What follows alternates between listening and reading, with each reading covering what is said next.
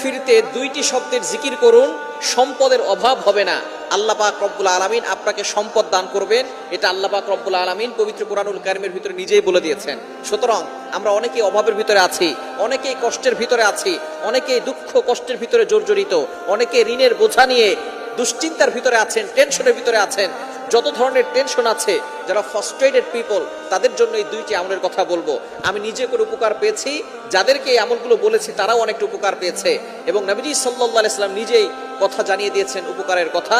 আল্লাহ পাক রব্বুল আলামিন নিজে বলে দিয়েছেন। আপনি চলতেছেন ফিরতেছেন, ওযু ছাড়াও আপনি আমলগুলো করতে পারবেন। একেবারে সহজ দুইটি আমল। নাম্বার 1, 1 নাম্বার আমল হচ্ছে ইস্তিগফার। আস্তাগফিরুল্লাহ, আস্তাগফিরুল্লাহ, আস্তাগফিরুল্লাহ। এই শব্দ কি অনেক কঠিন। আস্তাগফিরুল্লাহ পারে না এটা কিন্তু কোনো মুসলমান নাই যারা আস্তাগফিরুল্লাহ পড়তে পারে না। সবাই আমরা আস্তাগফিরুল্লাহ পড়তে পারি। এর উপকার কি কি আল্লাহ পাক রব্বুল আলামিন নিজে বলছেন। কোরআন খুলেন 29 নম্বর